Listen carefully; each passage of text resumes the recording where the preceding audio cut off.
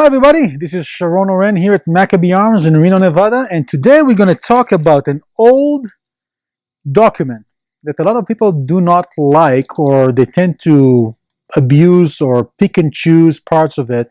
But it's a document that was made and signed by our forefathers, and ta-da! The United States Constitution. So, let's talk about the Constitution, and let's talk about the Second Amendment for a second. Second Amendment for a second. Huh, funny.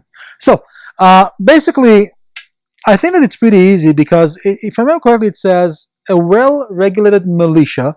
I know today we use the word militia in a bad reference, but militia was basically the farmers, the employees, the workers, the citizens. We were all the militia. Kind of what today became the National Guard, but it wasn't that way. They were not paid. They were just doing their due diligence and their civil duties to the society to help protect their dwellings. So we are all the militia, and shall not be infringed. I think it's pretty simple the way it's written. There's not if, whats, and buts about it. Some people like to say, well, things have changed since then, and they were using muskets, so why do you need to have an AR-15?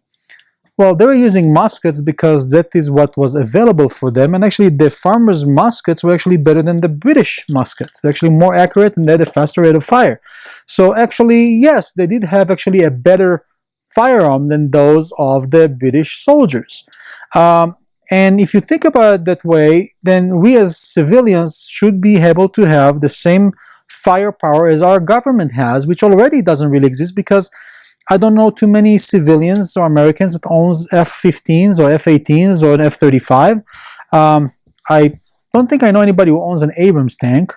But theoretically, by what this document over here stated and said, we all should be able to go and buy a tank. Horrible gas mileage, by the way, just as a side note.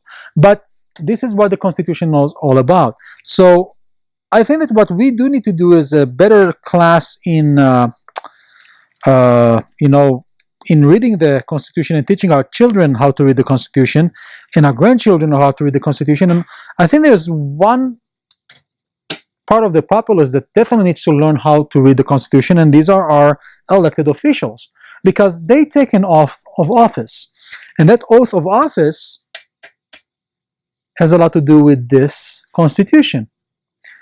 Every time we do the Pledge of Allegiance, we don't defend the Constitution, we defend the flag of these United States, which is basically this Constitution. So when are we going to start deciding that we cannot just pick and choose, I'm going to use my First Amendment so I can get rid of my Second or my Fourth or the 14th or the 10th? All of the amendments are as important as all of them. And actually, some of the theories is that the Second Amendment was actually supposed to be the First Amendment back in the day, but then it was pushed to the second by the forefathers. But it did have a great importance, because if we look at what happens in Venezuela these days, the unrest in Venezuela, the government is running a tyranny against the people because the people cannot defend themselves. Look at Mexico. Look at Nazi Germany. Look what Hitler did. Hitler took the guns away. First he said, well, we need to take the bad guns away from the criminals. And then it went, oh, well, we need to get the hunting rifles as well and the hunting shotguns as well, which made it pretty easy for him to take over the whole country and created the Nazi regime. So, once again, in America, in the United States of America, we're very blessed to have the Constitution and to have, of course, a Second Amendment constitutional right to bear arms. And I'm not talking about arms, I'm talking about arms. Because we need to have a way to defend ourselves against the evildoers, and we need to be able to have the way to defend ourselves against a tyrant government. And the only way we can do it is by being armed and being educated. The reason the Japanese did not invade the United States of America was because the Japanese Prime Minister actually said, we will never be able to succeed by invading the United States of America, because behind every tree there's going to be an American boy armed with his rifle. So think about it for a second. So once again, we're the only country in the world that has this precious document. And as long as we keep this precious document and protect all of our constitutional rights, all of them, we will still be free, and we will still be these United States of America. The minute we're going to start touching and playing with our amendments, that's where this all going to collapse. That's it for you today. This is Sharon Oren, Maccabee Arms, Reno, Nevada.